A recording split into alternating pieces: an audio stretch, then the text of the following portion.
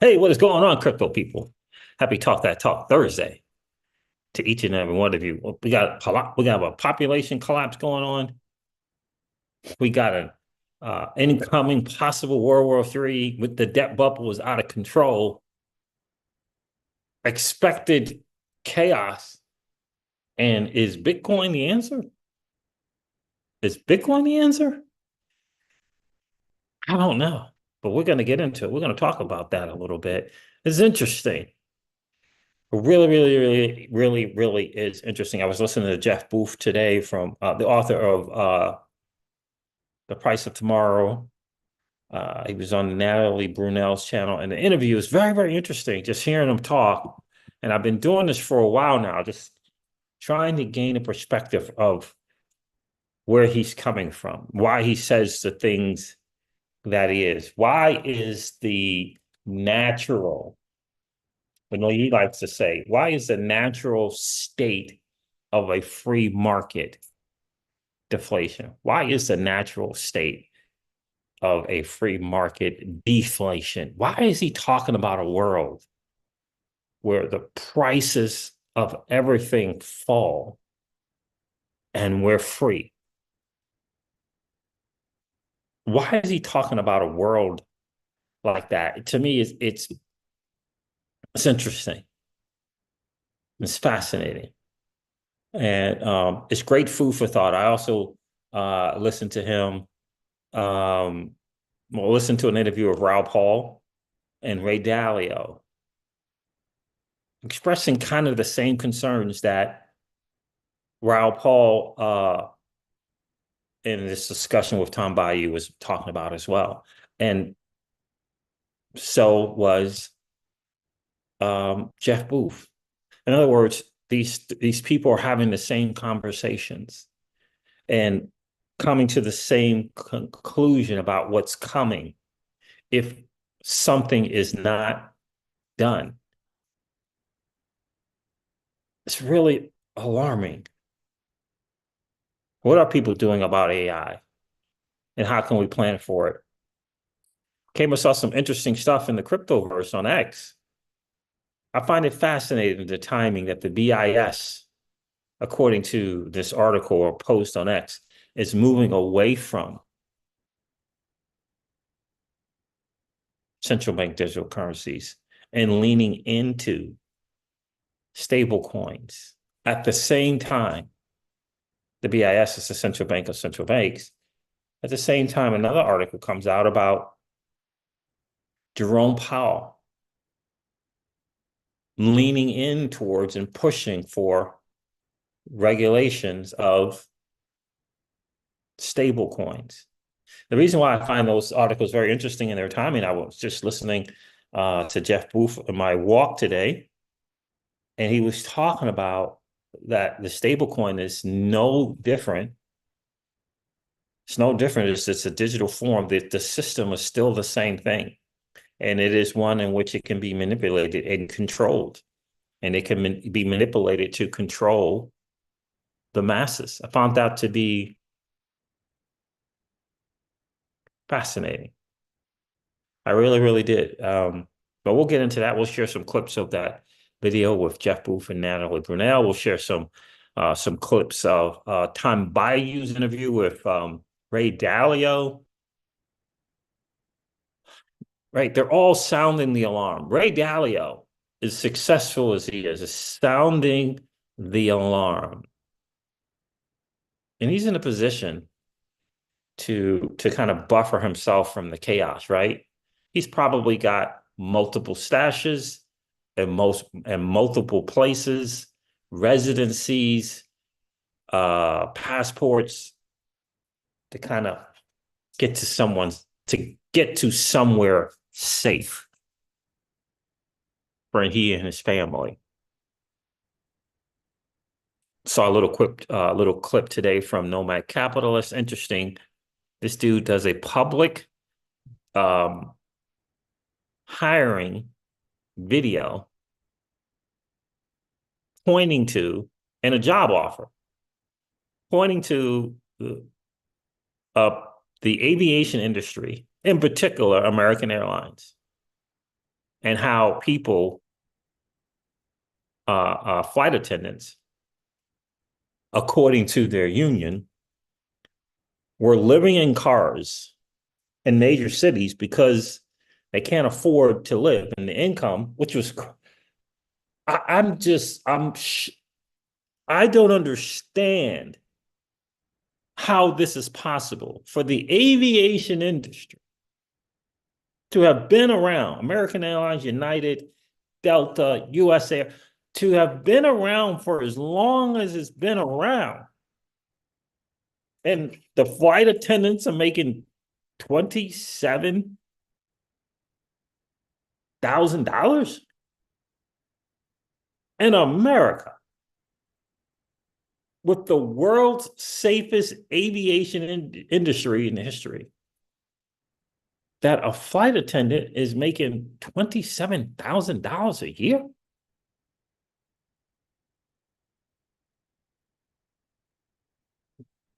That I was shocked to hear such numbers. There are teenagers making more than $27,000 a year at jobs, much less the freelance world. 27? How is that possible? Like, I don't understand how that, like, how can that possibly be true? 27,000. Shocked. I mean, shocked to hear that, family. Shocked to hear that. Guys, do me a favor, hit that like button on the way in. We're going to talk a little bit about Bitcoin and Jeff Booth, and why does he feel like this? It's the answer. Got to get our heads, wrap our heads around this whole thing of the natural state of a free market is deflation. Why does he keep talking about this system that is out there to control you? I think it's a very interesting conversation to have, because doesn't it feel that way? Isn't it more than just the economic divide that's going on? Isn't it more to it than that? It's another quote from Jeff Booth, I think, is just interesting. He says, a system that steals from people for its power must divide those people to retain it. I talk about it all the time on the channel. What's going on, Big Buzz? I talk about it all the time on the channel. About the system, how the system is created to create you and I. It's designed to get you and I to war with one another. And they just come up with different ways to get you and I to war with each other, to keep us distracted from what they're really doing, which is stealing from us. And this is real talk. I remember I was at work when I had a job back in yonder days. I was air traffic controller, and I remember thinking, now I was a very highly paid air traffic controller. I mean, tons of money, six figures plus, to almost a couple. What was that? Couple six figures, two six figures, 200,000, right? On those 6-day work weeks. We used to have those 6-day work weeks, 10-hour days. We had both of them. One time it was 9-hour days, other times it's 8-hour days, other times it's 10-hour days, and other times it's 6-day work weeks. But I remember, and I said this to my dude, Walt. I remember saying this to him. Like, I said to him, like, sometimes instead of making 175,000, it feels like I'm making 75,000. It was like a weird thing. But that's what it felt like. And I don't know if that was the time. Remember when the all those bad home loans and all that stuff was going on? And remember that with the mortgage-backed securities, and people couldn't afford their rent, foreclosures was just going out of control. I remember saying that. So I'm thinking to myself, I wonder what people who are making 75,000 here, what are they thinking about? What do they feel like their income is really like? Raoul Paul talks about it all the time with this debasement of currency that's going on. They are essentially robbing you. And if you can't begin to even, you can't begin to get ahead unless you're owning assets that is outpacing inflation and the debasement of the currency. Both things. And that's about 15%. 15%.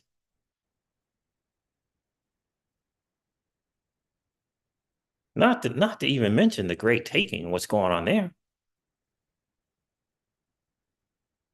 And how people are all in all these paper assets and legally they don't own them and legally they can be confiscated away from you in some kind of cataclysmic systemic necessary event that they decide is such, and then they can take their assets.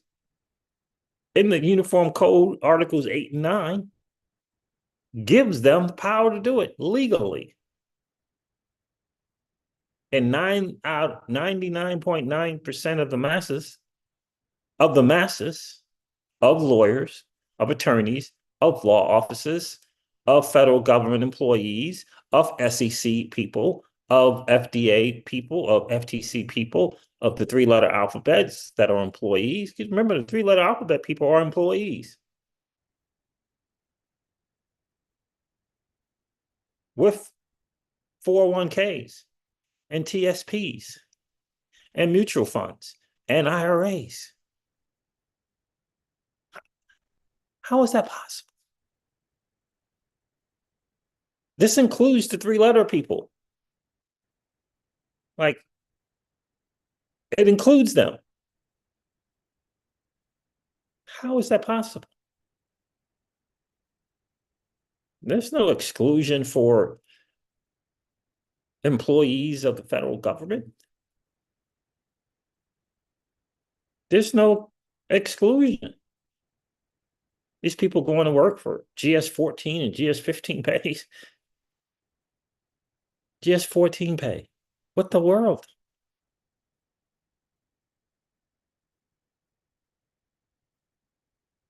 That's not money. And their assets are included.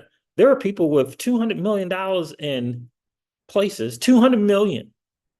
That 200 million that is in a place is included in that ability to be taken away from them. And they don't know it.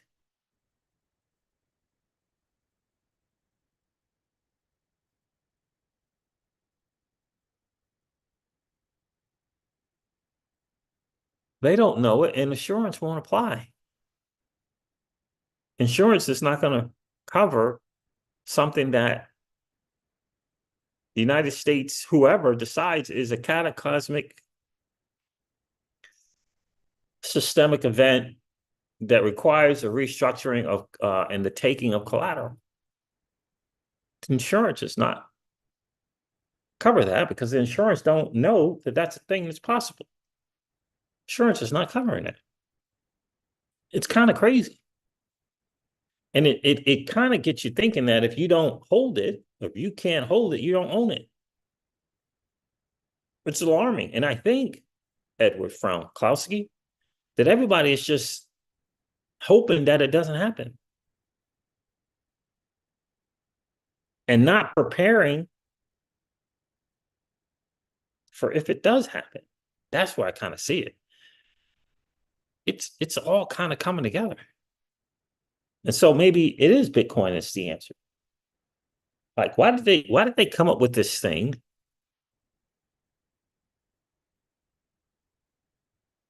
that is quote unquote peer-to-peer, that's decentralized and secure, that can't be taken away from you?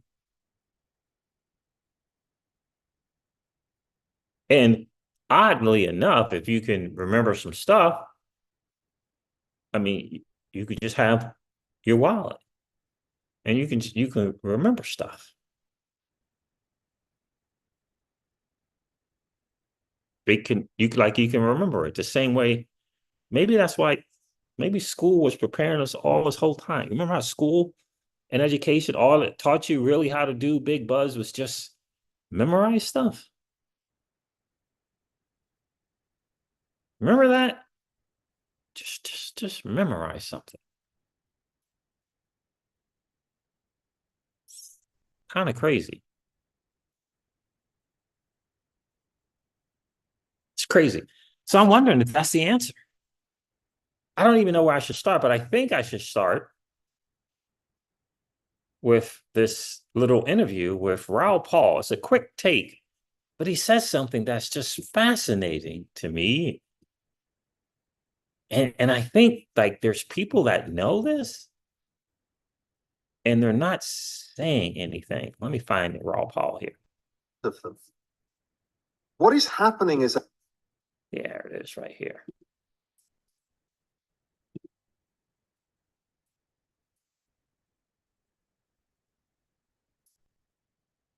Just take a listen to this. This is interesting. Title, this is a clip from that 3-hour interview that he did with Tom Bayou and a debate technically with Peter Schiff from the Gold Guy. Its title is "The Population Collapse is Coming: How the United States is Destroying Our Economy." The United States is destroying the economy.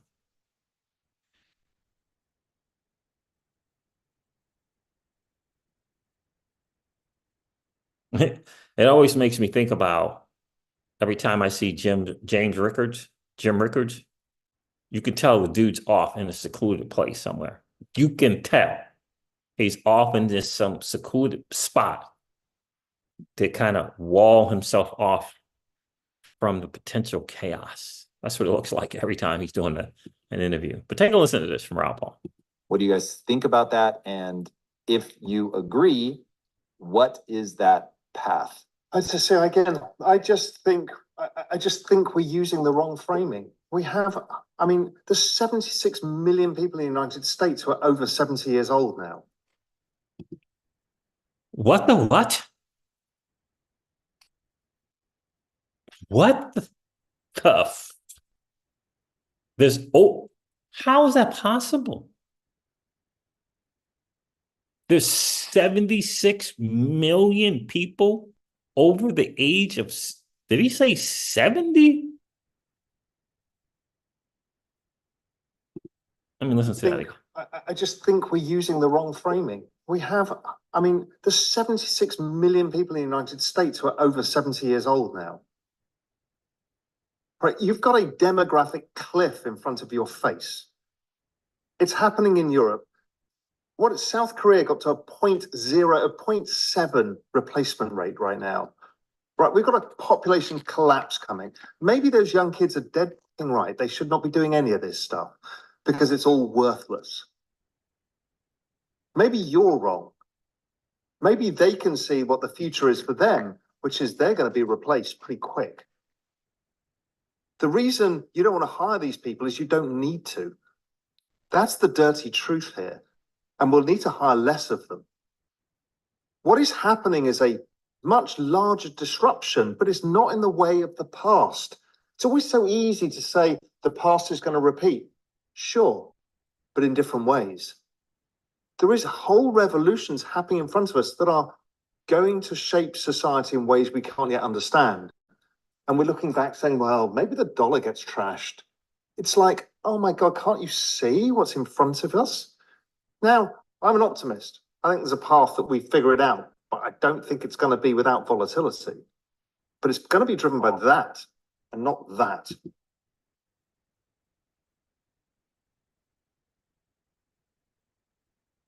Yeah, and so that was, they were talking a little bit about AI and different things like that. And I found that to be very, very fascinating. It's a great interview. It's 3 hours. So it's supposed to be along the lines of the debate, but Peter Schiff wasn't really cooperating, not with any rationale. 70 million people over the age, 76 million people over the age of 7. What is that about? What are people doing about that? And then if the younger people, if you have children, if they're unhireable because they're being replaced. I saw this interesting article here about AI. It was really fascinating to me.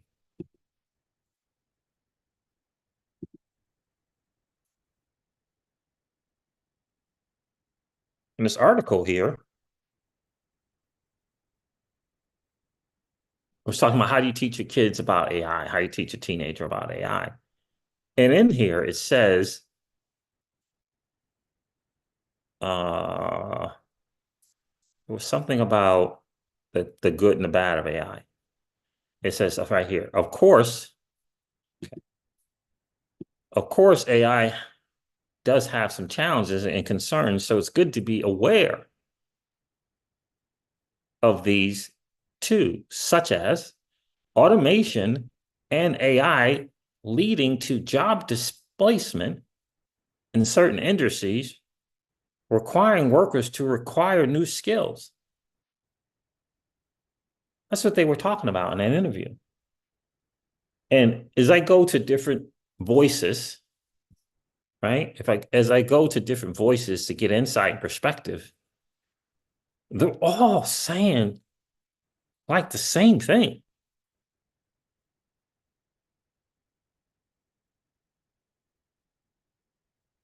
It's the same thing.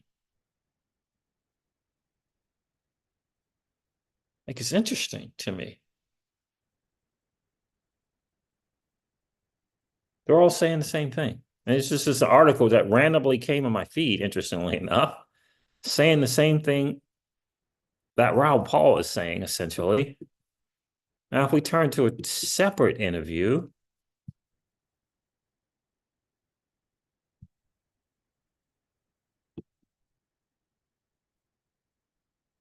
with US election. Jeff Booth and Natalie Brunell, Bitcoiners. Jeff Booth on Bitcoin, AI, and why deflation is coming.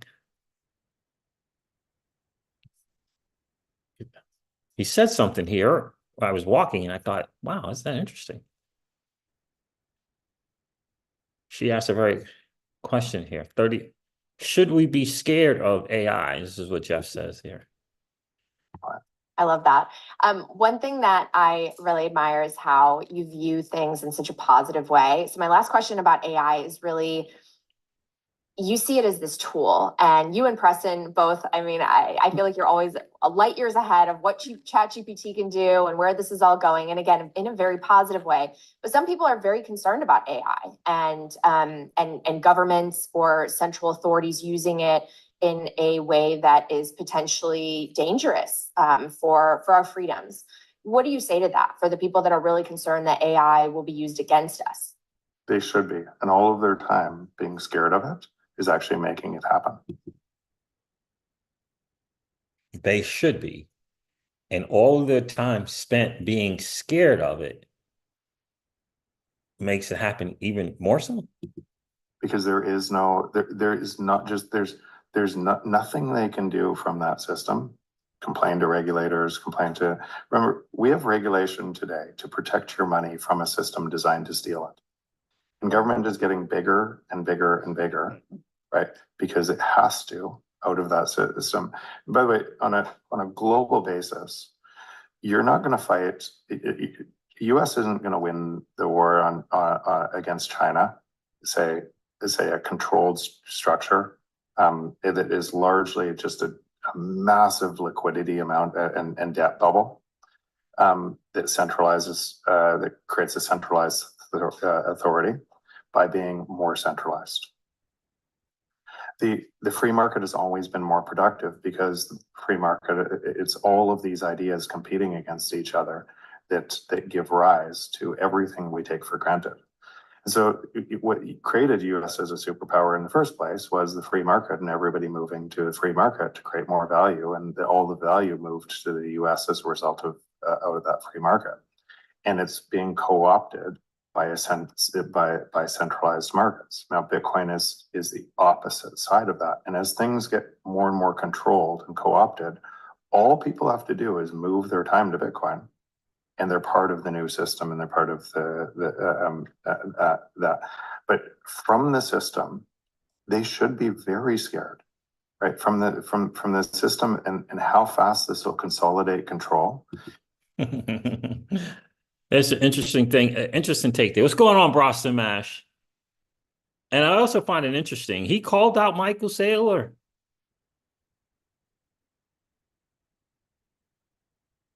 I thought that was interesting. He called out Michael Saylor.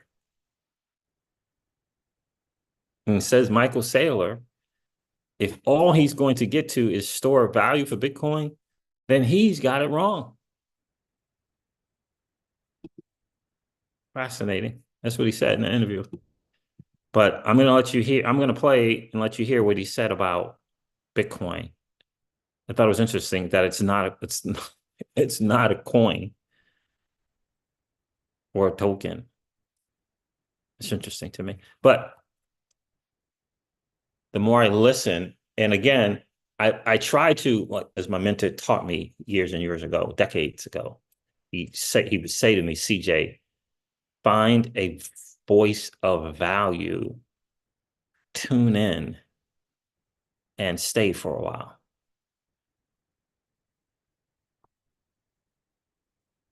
And so I try to listen to Jeff. I try to listen to Raoul Paul. I try to listen to Ray Dalio, read his books.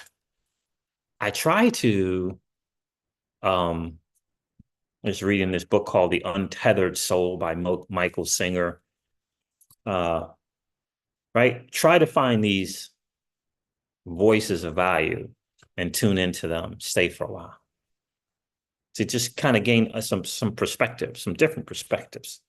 Because it's cool, we have a tendency to look for people who are in agreement with us, who don't offer a different perspective. We tend, right? Because we want a bias. We want a confirmation bias.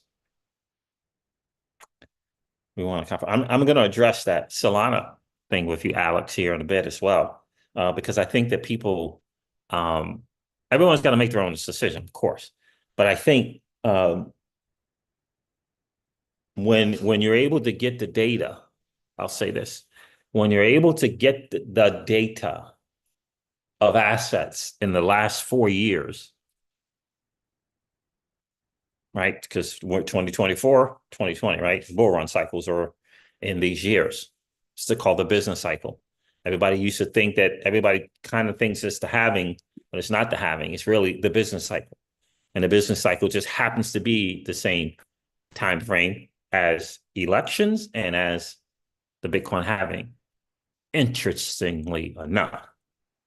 But when you can get your homework and research and figure out the different tools, the Dune analytics, the crypto compare, as many tools and software as you can, and you check out of the 20,000 cryptos, how many are outperforming Bitcoin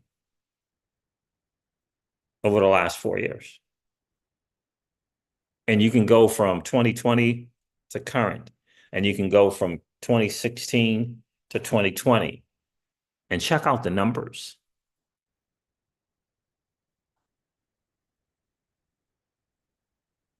And it will shock you as to how few there have been. Because it's an interesting thing. I remember when XRP had this, it was like, depending on when you got in it, but it was like a 67,000% return. Like 67,000%. And year to date, it's still not outperforming Bitcoin. Still not outperforming year over year return. That is fascinating to me.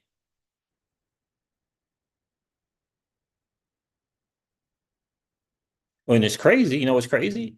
There are other assets that are outperforming Bitcoin that's not XRP and hasn't been around as long as XRP. Isn't that interesting? You get an asset that hasn't been around as long as much as another asset, and that asset is outperforming it. Like it was alarming to see Ethereum. But I kept checking these 4-year time frames, trying to figure out get to as many tools as I possibly could. Just to kind of, what's going on? What is the asset that you can accumulate that is going to give you a positive net year-over-year return?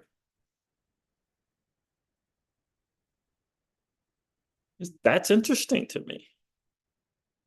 I also discovered that was a fascinating thing for me is in a 4-year cycle, the business cycle, Bitcoin has 3 amazing years and outperforms everything, and 1 year where it doesn't outperform anything. That is fascinating. The challenge is really kind of getting access to the tools where you can really do your homework and research just, on the numbers.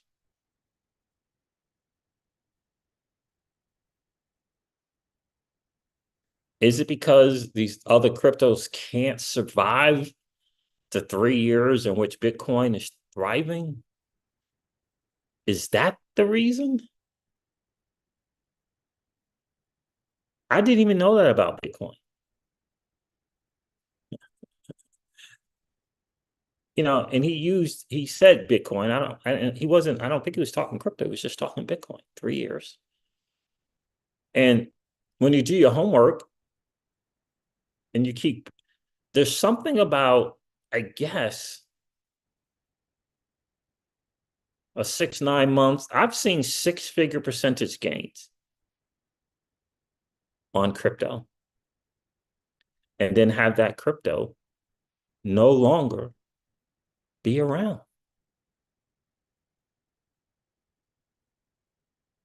And what I'm discovering is it's hard to know. And I think Dan Tapiero and Alice Scarmucci, they were in an interview together, and I think they really said it really, really well. The further you go down the top from Bitcoin, Ethereum, so Solana, the further you keep going down, the higher down the risk curve you're going. Okay. And you're really taking on a VC play. And so if you're taking on a VC play, then you have to know that game. Who knows the VC play? Who knows that Shark Tank VC play? What is that game? Anybody know what that game is?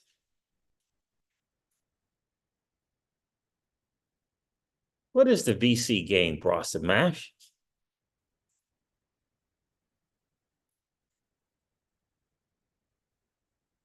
It's for every 10 projects you invest in, one is going to succeed, maybe, and you don't know what that success looks like. It's just not a loss. What if it's just a positive 10% or 20% or 30%? That's definitely better than not making anything.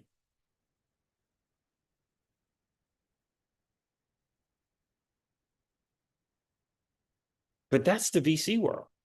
So if people like Dan Tapiero, 30 plus years in traditional finance, Anthony Scaramucci, 30 plus years, they had a combined experience of 80 years. And they both said the same thing. They both said the same thing. Bitcoin, Ethereum, and now Solana. But the further you go down the curve, it's more of a VC play. Now, their Solana play was not like Raoul Paul's Solana play. Raoul Paul's, his Solana play is different. But they all say the same thing about going down the risk curve and it being more like a VC play. But they also say the same thing about Solana, that it's just moved into the Bitcoin and Ethereum play.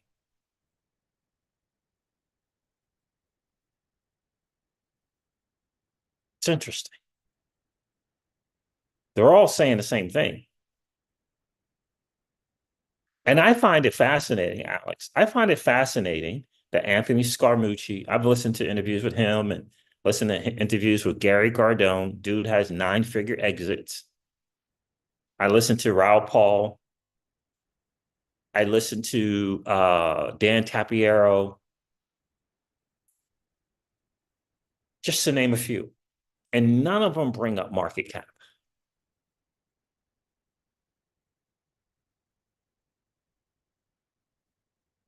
And for me, I just got to think to myself, who's not mentioning market cap? This group over here that's not mentioning market cap.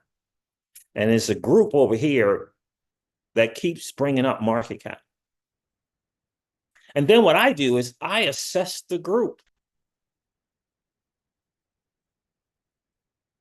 I assess the group on their financial wherewithal. Not just how much they make, how much they keep. Not just how much they keep, how much they know about how to make and how to keep. And I look at, where did they come from? This is my mentor used to say this to me all the time. I mean, he would hammer this in my brain. He says, CJ, 95% of what you know. Now, I'm 19, 20. I'm hearing this from this dude, successful multimillionaire in real estate. This is what he's saying to me. 95% of what you know comes from the people in the 95% income bracket. And if that's true, right? No, he used to say there's a 95% chance. That's what he used to say. There's a 95% chance that what you know comes from people in the 95% income group.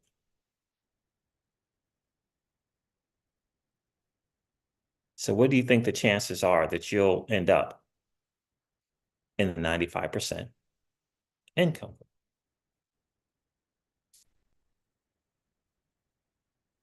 He said it's about a 95% chance. I remember thinking that. And so he would always teach me to just start getting information from people who are outside of that and see what you come up with. So I would listen to him. He was in the 95% income group, and I would study other different people who were outside of that group and just hear what they had to say.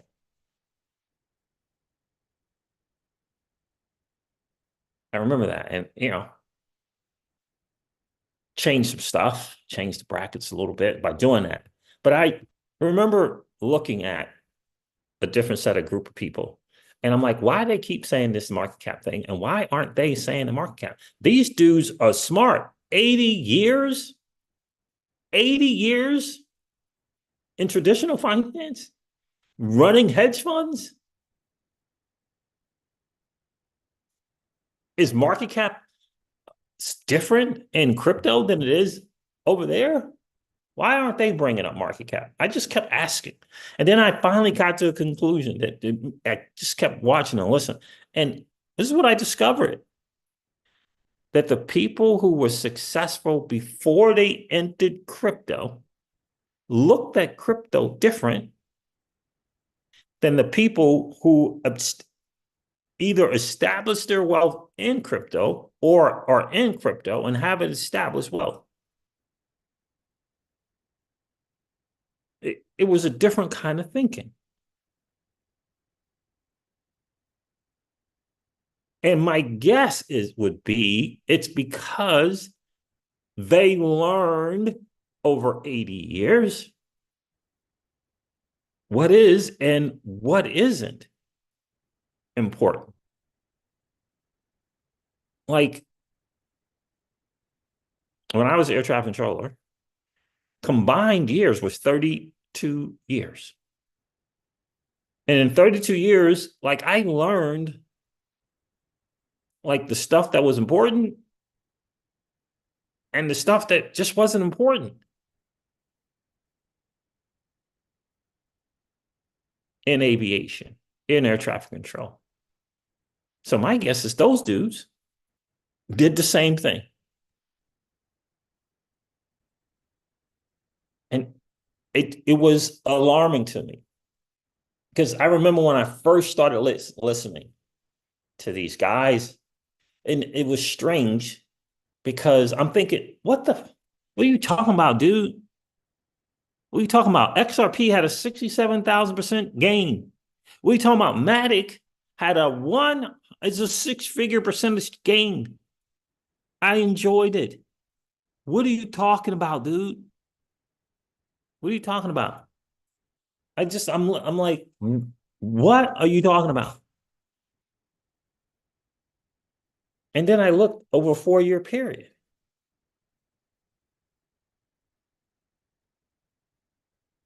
It was even with a six-figure percentage gain.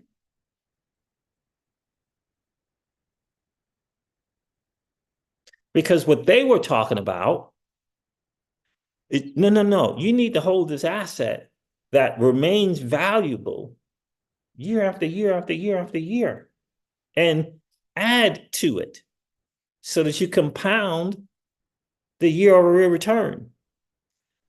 It's going to outdo the thing that has one run and no more runs. I was like, what the world? But you got to put the numbers in. You have to find a place. You have to find software. You have to find something where you can really get the numbers and compare it to how is it doing versus Bitcoin. And discover what's the other thing.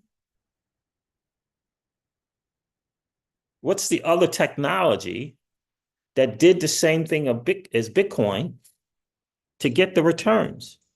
And what did they have in common? It was network adoption of the technology. Without the adoption of technology, you don't get the ability to compound the returns.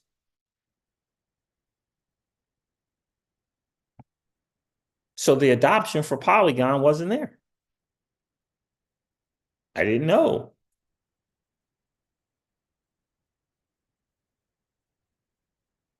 I didn't know. I didn't understand. It was about the adoption of the technology. It was about the ability to create network effects. And if your thing doesn't have it, it's not to shame the technology. It's just to state the fact that the technology is not garnering the network effect that you would like it to have in order for you to compound your returns.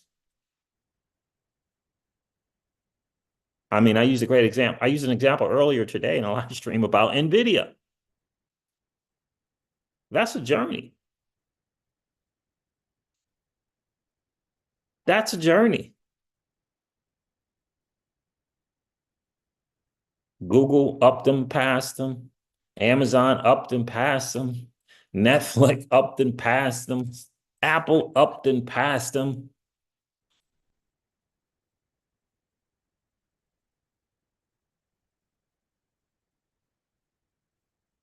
Didn't have anything to do with the technology. It's just that they hadn't garnered network adoption. And Apple did. And you can throw Microsoft in there too if you want. That's all it is. It's not a preference to one another. It's not a bias towards one another. Certain things are going to garner that network adoption and create the network effects. And some are not. Isn't it interesting that NVIDIA just recently became a great buy? That's fascinating. NVIDIA has been around for a minute. Isn't it interesting that it just garnered that? That's interesting to me. But I don't know. Is Bitcoin the answer? Why does this dude keep talking about the natural state of a free market is deflation? I'm gonna let you guys listen to another thing that he said that I find fascinating. And I wonder if people are interested in it. See if I can.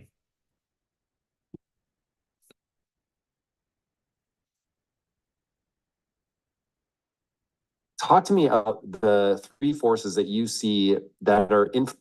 That's not it. I'm going to play that later. Listen to hear what he says about Bitcoin. It's interesting. Then I'm going to let you hear about this kind of thing he sees.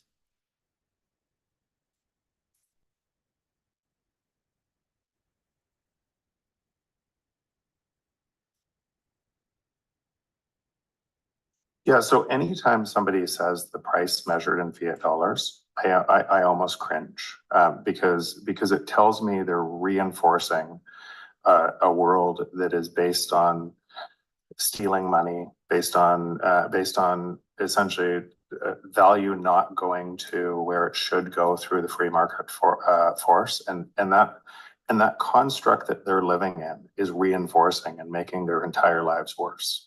So I see Bitcoin very different than most people do, and it attaches to virtually every kind of from there everything else. And you know from my book that you could simplify the entire book and essentially the natural state of the free market is deflation, and technology would make that deflation happen at a way faster rate, at an exponential rate. And that deflation shouldn't be feared because what it actually is the productivity flowing to us so that we can live abundant lives and do what we want. So that's the natural state of the market. And that The product flow, the production flowing to us so that we can do the things, have an awesome life and do the things that we want.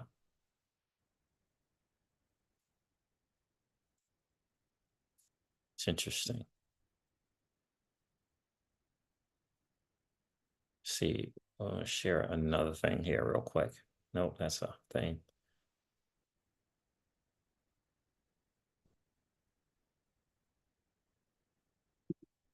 Let's take a listen to this part here.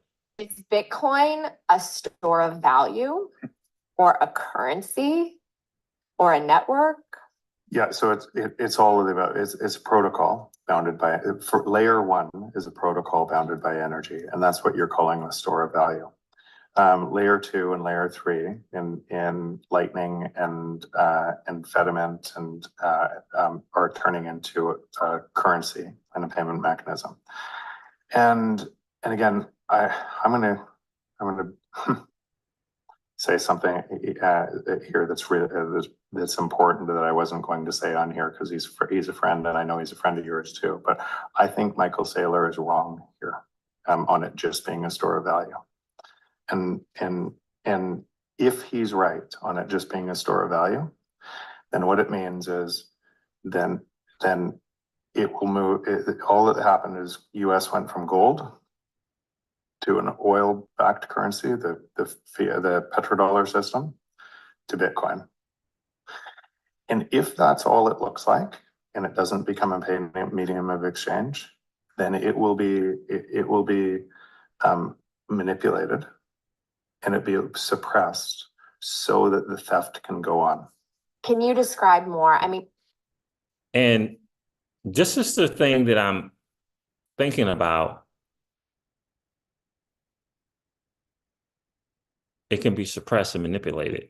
This is the thing, quite honestly, that I'm thinking about when I think about BlackRock. Chris Miles, what's going on, bro? You're welcome. Chris Miles says, thank you for your refreshing viewpoints. Thank you, bro. I appreciate you being here. This is what I think about when I think about BlackRock. You know, on this channel all the time, Chris, we say that BlackRock is the fourth branch of the United States government. They got the current administration on speed dial and entities within the administration on speed dial and vice versa.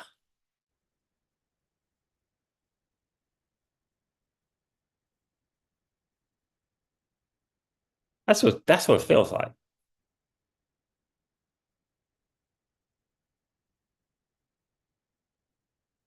That's what it feels like. So I don't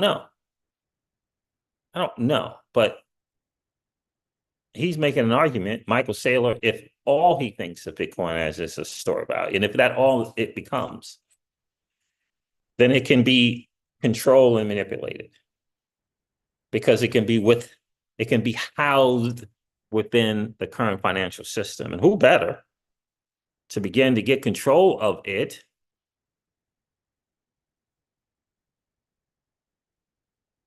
than someone like BlackRock?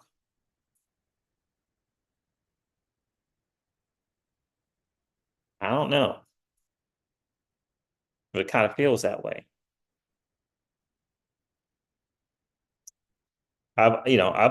Most of us people in the asset space, we're not buying our stuff from BlackRock. We're going to get our stuff when we could get our stuff, but not from BlackRock. We're not getting ETFs. But I think it's interesting that he says that. Chris Miles, thanks so much for the super chat, bro. I appreciate that. Bald Silverback says, I would imagine the natural state of a free market allows technology or an innovation to create efficiencies that should reduce the cost of production. Correct. That's correct. And that's exactly what he says. In so many words, he says that in that video, Bald Silverback.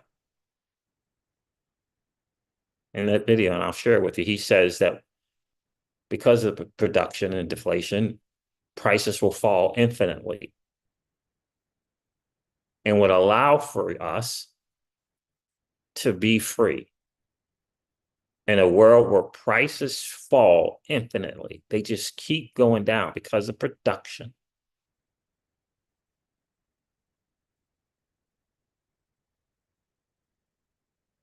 Interesting. Because of production and or advancing technology, the prices of things should continue to go down. Like AI.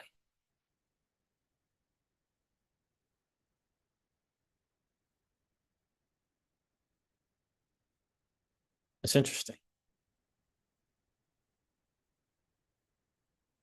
It really is interesting. Can anyone explain how it's possible? It's just this food for thought.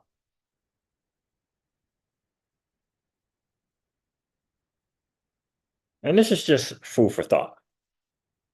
Why is this asset continuing to have higher highs and higher lows? Like, why?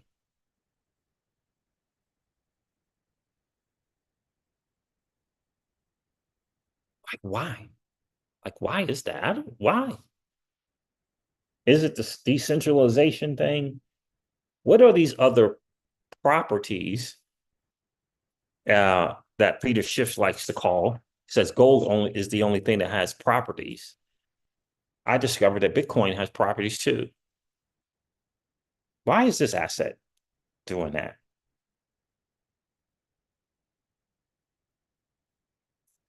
Like, why is that? For me, my Brooklyn terms, I feel like there's something about it that makes people feel better having purchased and or participated in it. That's beyond the value of it. like this thing that's greater than themselves. That's what it feels like.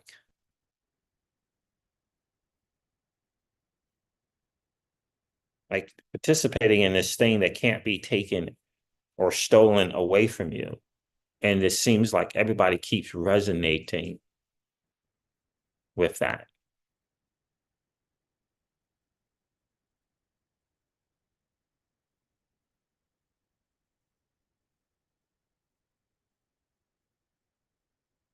Edward says, what if the store of value is a buyback on the flywheel effect to return your XRP for the price you spent for the transaction?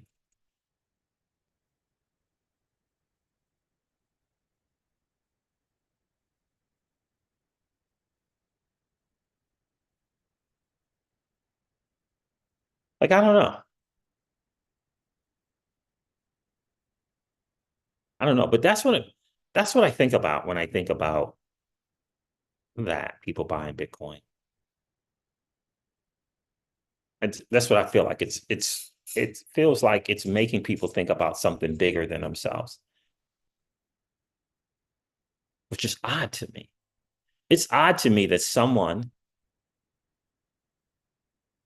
was in a position to sell their house for $2.1 million. No, $1.4 million. And at the time, it was going to cost them 300 Bitcoin to do it. And the person was going to take Bitcoin. And he decided, 300 Bitcoin. He said, I'm just going to wait. He waited a few years. He waited like 4 years. And in 4 years, it went from 300 Bitcoin to 30 Bitcoin.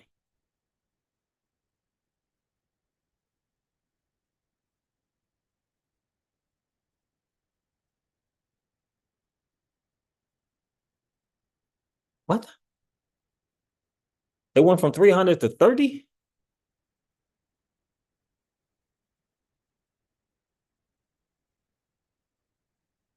So 4 years ago, I had to cough up 300. And now I only have to cough up 30?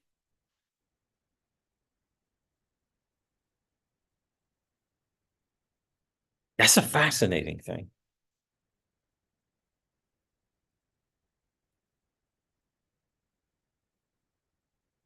It's fascinating. It's very, very fascinating. So I'm going to share another part of this video. And I highly recommend you guys to consider finding some voice of values. Tune in and stay for a while. Highly recommend. Let me do this.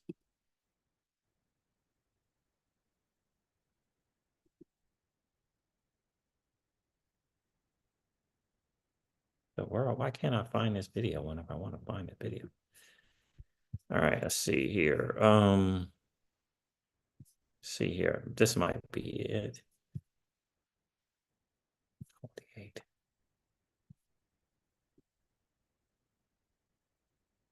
I don't think that's it. A mile away. Well, if these two systems are incompatible, don't you think that it's almost beneficial for Bitcoiners to Trojan horse Bitcoin into the system in a sly, roundabout way until it can't be stopped?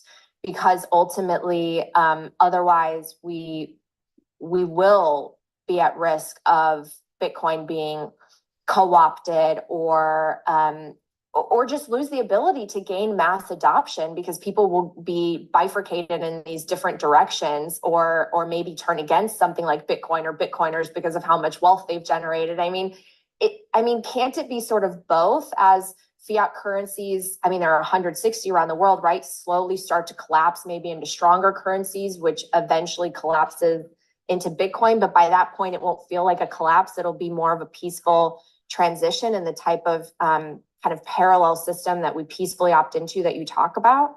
I guess what I'm getting at is there is no way to stop lightning, Fediment, everything that's happening. It's happening anyways. The free market is driving it, and it's going to be, and so it's going to be used as a currency. It is used as a currency. Where would it be used as a currency first? In nations that are furthest away from the money monopoly. Right. And people that are debanked. And so these things are a bottom-up disruption to the existing monopoly of money, and it's happening anyways. So I just don't believe it's not just a store. If it's only a store of value, then nothing has changed. Nothing has changed. And so it will move into, because the store of value component relies on not the free market. The free market is deflationary. So it has to move into a medium of exchange, and it has to be ubiquitous that we're using this around the world to be able to, and I'm sure that that's going to happen because I'm also investing in that space, and I can see what the entrepreneurs are building on layer 2 and 3 that are driving that, and it's unstoppable in that place too. But there's a ton of confusion on what that looks like today. In fact, the amount of L2s, the VC funding in L2s that are projects that might not even be delivered for 2 or 3 years, that are crazy valuations, tiny with tokens, to try to move this to kind of a different L2. When Lightning is scaling so rapidly right now, I'm confused by how much money is going into this space. And then a lot of Bitcoiners are talking about this kind of, oh, let's do this project, and mostly it's through the lens of, we're going to financialize more. I'm going to get richer still in the US dollar fiat from the system. Well, the world is, in my opinion, the world is building very differently and it's going to be native on Bitcoin.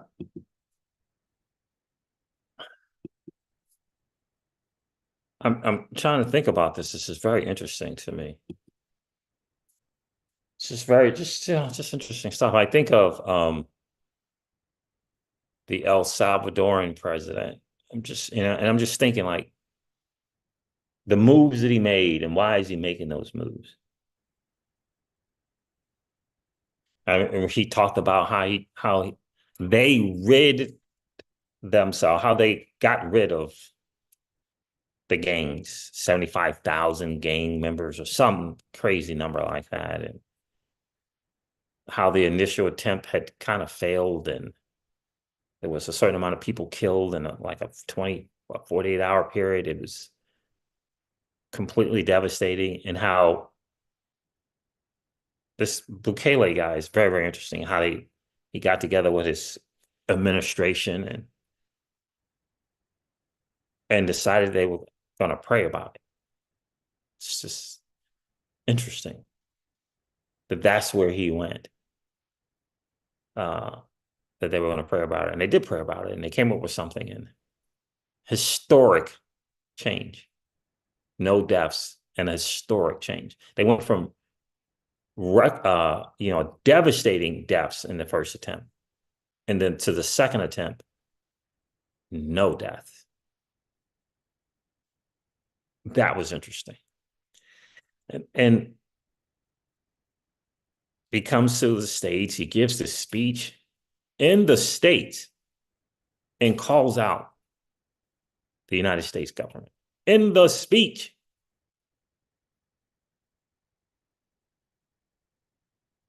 And talked about the illusion of security, the illusion of taxes.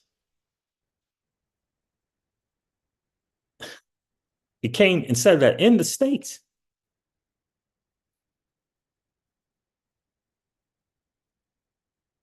It's interesting to me. And then comes up with this idea, and he's trying to push it through and whatever. He's going to do an investment bank. I think it was something called RIP, but it was like an investment bank. And it was going to be two assets. And I just think it's fascinating that it was Bitcoin and the US dollar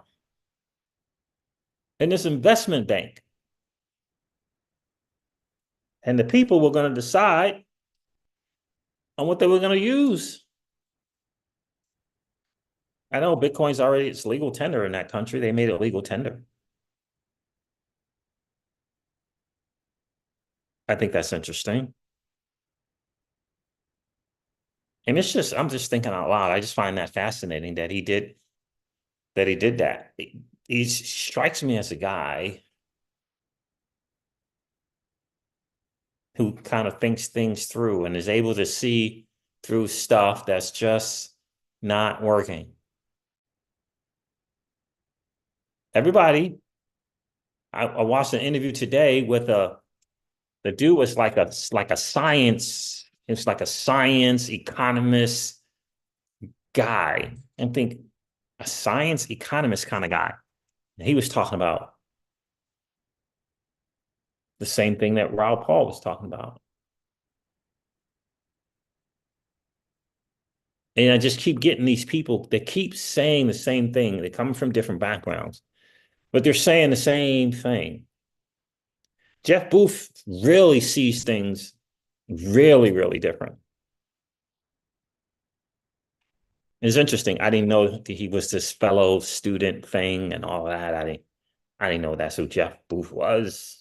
You know, in other words, he's one of these brain people, one of these smart people. You don't think of Jeff Booth being like Elon Musk, but that's what he is. It's interesting when I read about him. It's interesting. I didn't know it. I just thought he was an author who was a Bitcoin guy. But he's one of the, you know how you come across those people, they just kind of think and they see things differently.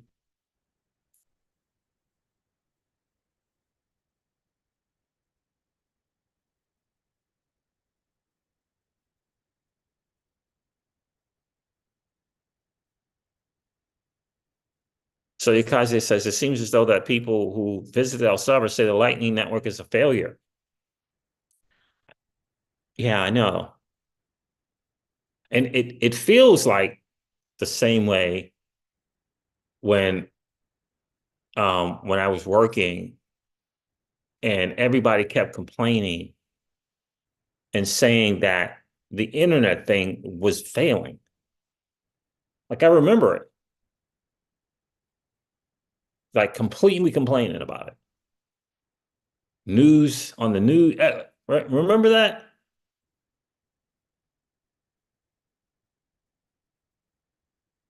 But people just kept working on it. And people are going to just keep working on the Lightning Network. They're just going to just keep working on it.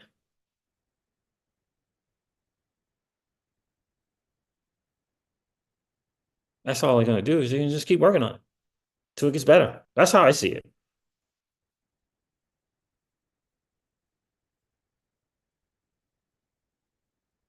That's how I see that's what they're going to do there. And I say all of this because I just keep thinking about what in the world is going on with all these other properties of Bitcoin. And why is it important? Why is decentralization important? Why is being able to hold your own assets important? Like it's why keep going on about the self-custody thing? And then I think about what happened with gold, and it just makes me think, do we just ignore that?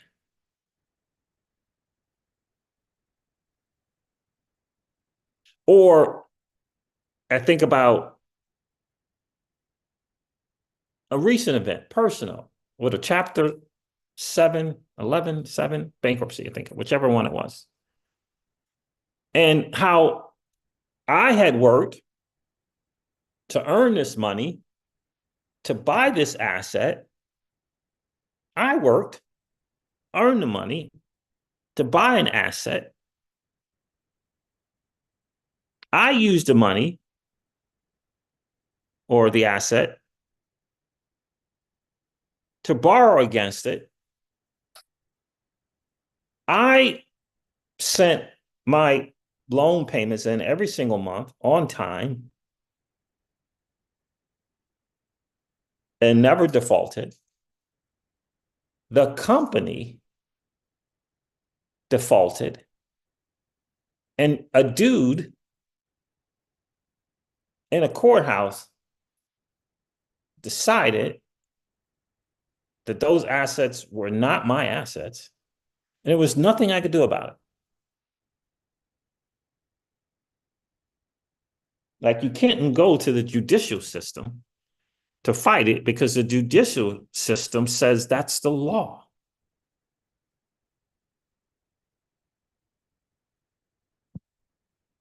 Or leaves it up to the interpretation of the judge. And I'm wondering if I felt the same way that the people who had to turn their gold over felt. I wonder if it was the same feeling. Busted their back to try to make a way, invested in an asset that they thought would help maintain, establish their wealth, and someone decided they were just going to take it from them.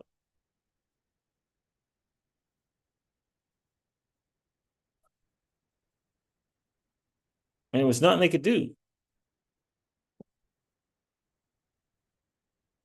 Just feels like that's a crazy thing.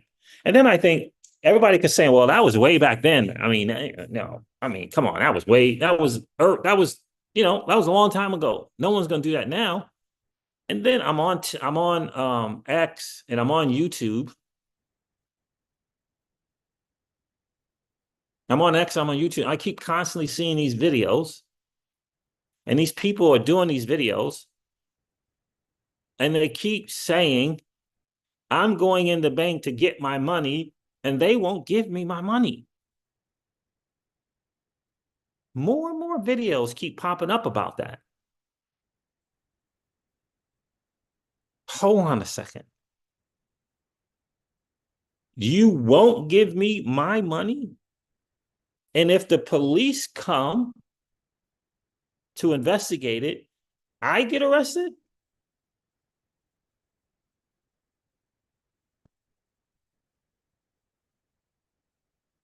It's just odd. It's just odd. And then I hear about places like Lebanon and other places where people went to bed with hundreds of thousands of dollars, tens of thousands of dollars in their account, and they woke up to tens of dollars. And it was nothing they could do about it. Is this why Jeff Booth keeps thinking about this system is designed to steal from you, or is stealing from you? Is that what he's talking about? And are we paying attention to that? Like, when you hear that, what's your preparation for that not happening to you?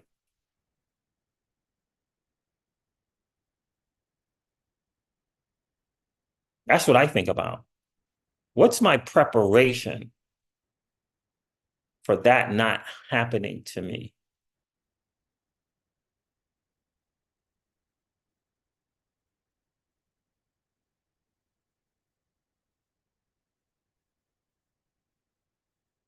And then I read The Great Taking and discover that legally, in a crisis situation, and who determines the crisis situation? They get to decide the crisis situation. We don't have a say or a vote in it. They get to decide that it's a crisis situation, and they deem your assets as collateral, and they can take it away from you.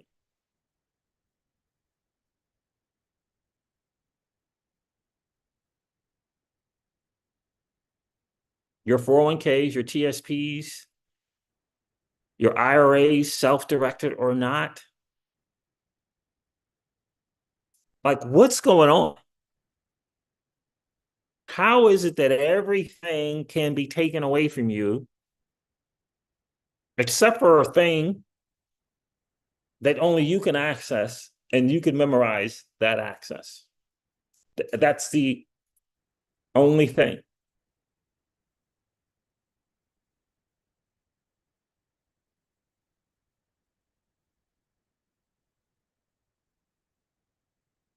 Yes, your dollars, says Paul Silverback, your dollars are units of debt owed to the central bank. And it's just, I'm trying to figure out why more people, especially in crypto, are not really kind of like figuring it out.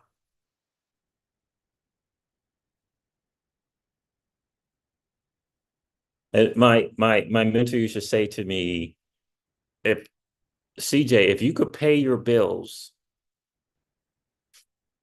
in tomatoes, we would all be tomato farmers. We would all be tomato farmers, but you can't. So I'm trying to think, what is it currently in the digital asset space currently that entities are forming around and forming regulation around, and countries are acquiring and making legal tender?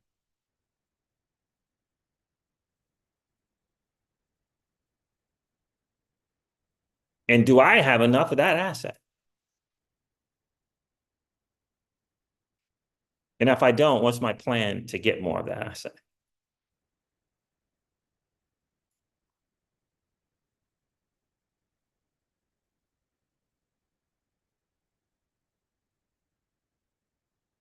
So if it's El Salvador and it's dollars and Bitcoin, what's my plan to have more dollars and more Bitcoin?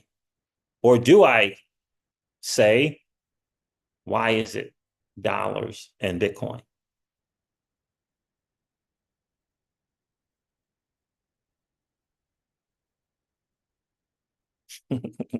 Right? Do I come up with a plan to getting more dollars in Bitcoin and or Bitcoin? Or do I say, why is it dollars and Bitcoin? Why isn't it dollars and Casper?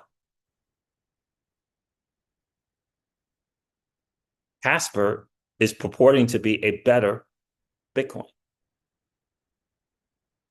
better technology, can do more things at the layer one level, better finality.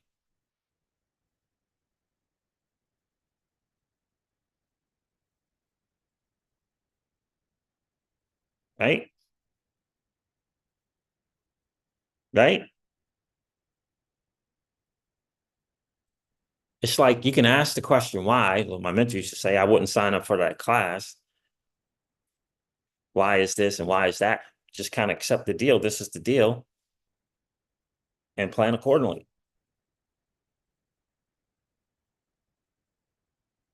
We could wish that it was some other thing.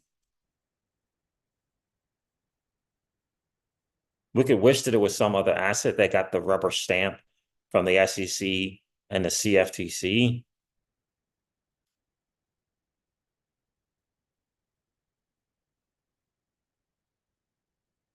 But it wasn't.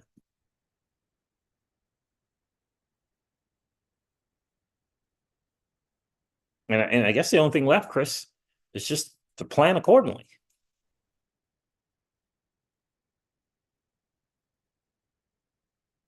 I ask myself just about every day. I listen to this guy named Gary Cardone,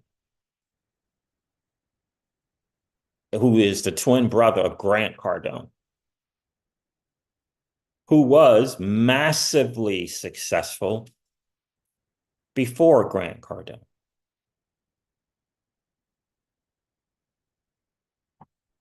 And I'm listening to him, he's telling me by way of YouTube, he's telling me he sold a business, he had a business, one of his businesses he sold for 9 figures. One of his businesses he sold for 9 figures. And I'm thinking, oh man, that's cool. I mean, what the world? It's amazing, amazing, amazing. Got a business that sold for 9 figures. Amazing, amazing. And then he proceeds to say,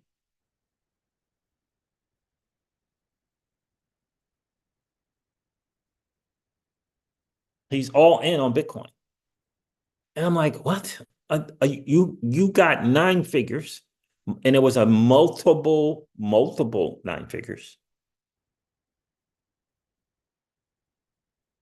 And I'm like, yo, Matic just had a 6-figure percentage change, right? Meme coins out of control. You're all in on Bitcoin with 3x's, 4x, maybe 5x's. Help me figure this out. I'm trying to figure out what's going on there. And hedge fund managers like Dan Tapiero and running their own hedge funds like Fred Krueger and Raoul Paul. Why do they keep saying this thing? I'm like, what's going on? Now Raoul is more of a trader, even though he's done some other stuff. I mean, he did his little 100x in Bitcoin. Okay, it was a 10x and then another 10x. That's kind of like 100x. And he just, because he's a trader, he's got this mobile trader thing. He's okay. This chart says Ethereum's next. Okay, roll it over into Ethereum. And because he's a trader, even though he's a macro trader, he's okay. This year, yep. Next one's Solana. Okay, and I was thinking to myself, okay, you got those skills, you got that access, you got those resources. I don't. So he says to me, CJ, well, since you don't have that access and you don't have those resources and you don't have 30 years of being in that trading space, you just stay with Bitcoin and Ethereum and Solana and just take about 10% into other stuff you want to do.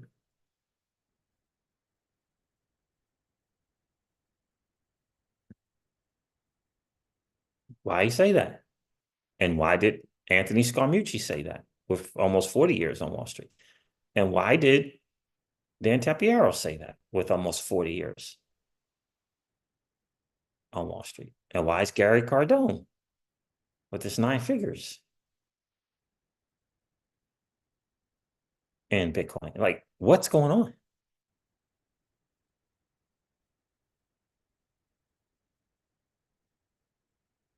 And I'm just keep listening, and I'm just keep listening, and I'm trying to learn, and I'm learning. And I hear this. Oh, down the risk curve. Oh, it's more like a VC venture. Oh, by the way, VCs lose 9 out of 10 times. Are you in a position to lose 9 out of 10 times? Just all these different things keep pumping up.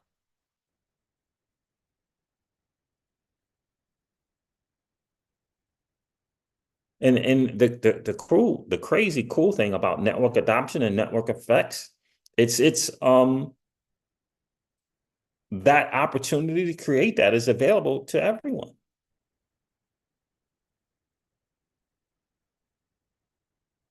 Paul Silverback, biggest question for me is, what is the origin of Bitcoin and why is it the chosen one in the mainstream media? With that, good night. Good night, bro. I love the content, Siege. Good night. Thanks, my friend. Appreciate that. That is the question.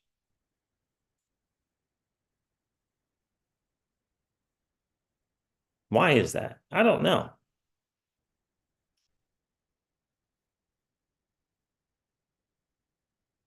And I remember I felt like there was a point in time. Do you feel like there was a point in time when the mainstream media was just all over Bitcoin? I mean, it was negative after negative. Remember the tulip bubble thing? Remember that was it 17, 18, 19? Remember what was the tulip bubble thing in mainstream media? Do you remember that? I remember that. They kept calling this a bubble. It's a bubble. It's a bubble. It's a bubble. So if we getting in 2016 and 2017, and it's a bubble and a bubble and a bubble, what was going on with those dudes in 2015 and 2014? in 2013, in 2012, in 2010. What were they saying then? I didn't know. I wasn't in the space. But somebody was hearing that stuff. Tulip mania, that's it. Brought some money. Somebody was hearing that stuff. Right?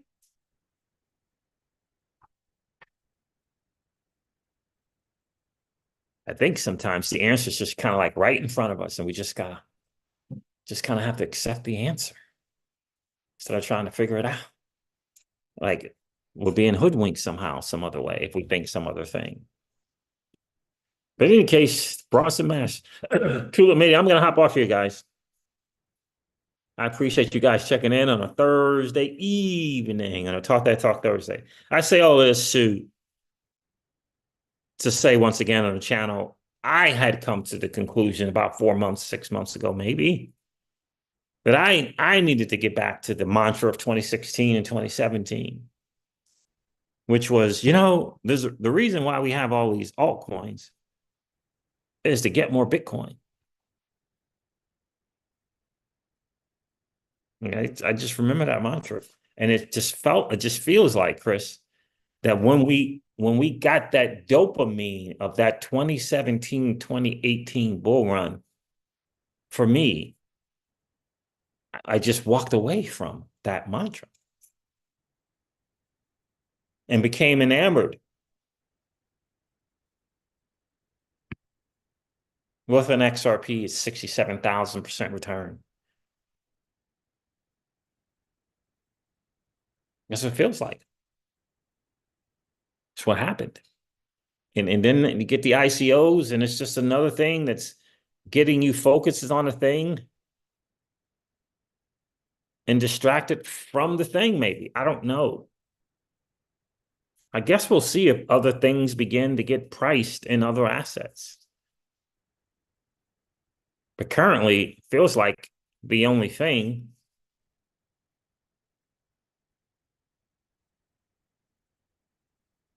Bitcoin, Ethereum, I guess. So it's feeling like it's crazy. All right, fam. There it is. Chris, thank you so much for checking in. Boston, Mass, and Bald Silverback. Soya Kaze, I appreciate you being here, my guy. Who else? Thanks again for the super chat, Chris. I appreciate you. JR, appreciate you checking in. Alex Wright, Big Puzz, and Edward Brownskowski. I appreciate you guys checking in. Do me a favor and hit that like button on the way out. That would be super, super cool. And if you happen to be in that 45% or so of people that are hanging out, listening and watching the Crypto Seas and haven't subscribed to the channel, please consider subscribing to the channel if you've been enjoying those hangouts. We'd like to get that number down from 50% to about 25% or so. That would be super, super cool. And don't forget to ring the notification bell so you know whenever we go live or whenever we upload a video. I'm going to end this one like I do all my videos and remind you guys of this. Old money doesn't want you to win. But that's okay, though, because you and I, we're already winning. And I would ask you to consider this, perhaps ponder the idea or notion of living your life permissionless. I'll talk to you guys soon. See ya. Bye.